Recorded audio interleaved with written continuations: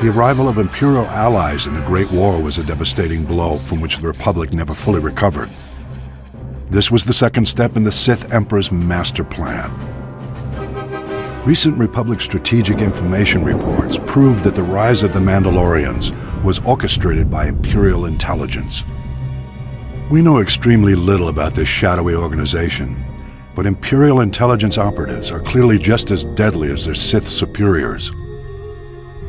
The galaxy's criminal networks wavered endlessly during the Great War, debating whether to back the Republic or the Empire.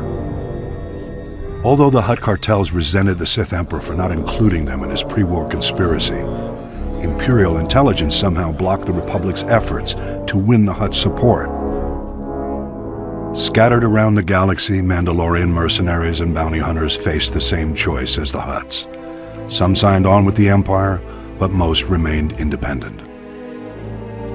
Imperial diplomats made repeated attempts to recruit the galaxy's most infamous bounty hunters, but were turned down every time. The Empire shifted its tactics. Mandalorian mercenaries and bounty hunters often fought as gladiators for money and glory, a mark of honor in the Mandalorian culture. Imperial agents used this to their advantage, infiltrating the most prominent gladiatorial arenas in the galaxy, as managers and sponsors, and even in some cases as gladiators themselves.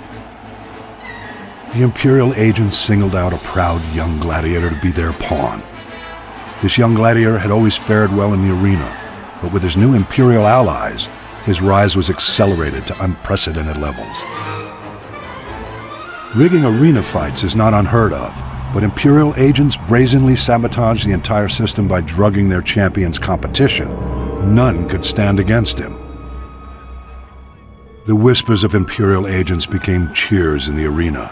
Mandalore, Mandalore. The ancient title of Ultimate Warrior King was thrust upon the young gladiator. His infamy grew, and when he called, the Mandalorians rallied to their new master.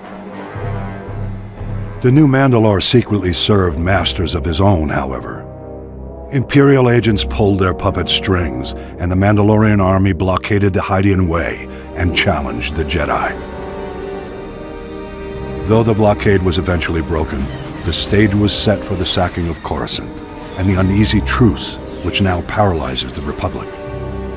The Mandalorian-Sith alliance remains intact to this day. That could change if the original ruse was brought to light, but the Imperial intelligence covers its tracks too well. Mandalore was slain recently, and his killer, the new Mandalore, has taken his place. Whether or not he's another Imperial puppet remains to be seen, but we must watch him closely. Imperial agent success in bringing the Mandalorians into the war was the counterplay to the Republic's first string of victories, the subject of my next report.